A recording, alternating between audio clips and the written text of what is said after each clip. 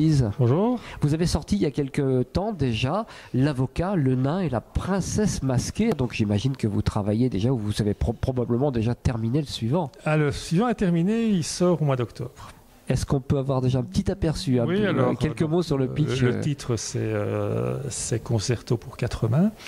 Et dans ce livre, bon, là, on revient sur un ton plus noir. C'est deux personnages et une affaire. Alors, le premier personnage est un avocat spécialisé pas en divorce cette fois-ci, mais un avocat pénaliste Oui. qui va défendre un jeune qui a commis un braquage complètement loupé dans un bureau de poste.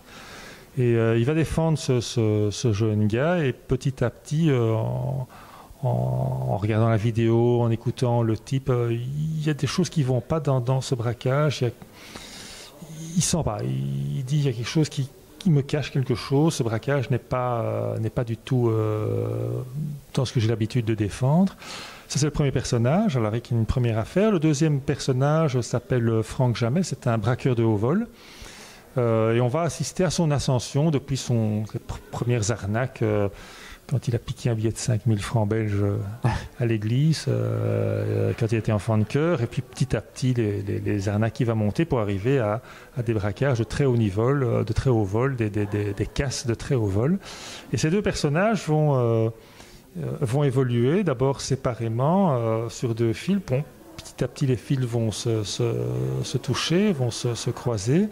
Et l'affaire qu'il y a derrière est une affaire qui a fait pas mal de bruit en Belgique. Ça s'appelle le casse de Zaventem, qu'on a appelé le casse du siècle aussi, où en effet au mois de février 2013, deux voitures sont entrées sur voilà. Une histoire vraie donc, et vous l'avez scénarisée. Tout à fait. Donc exactement. Donc l'histoire vraie, c'est deux voitures qui sont rentrées sur l'aéroport de Zaventem, qui ont braqué un avion qui était en partance pour Zurich. Ils ont pris des colis de diamants pour entre 40 et 200 millions d'euros. On ne sait jamais très bien ce qu'il a. Et voilà. Et tout ça a duré moins de 2 minutes. Il n'y a pas eu un mort, il n'y a pas eu un cri, pas un blessé. Les gens se sont rendus compte de rien. Donc, la toute belle affaire pour un auteur de polar. C'est parfait en tout cas.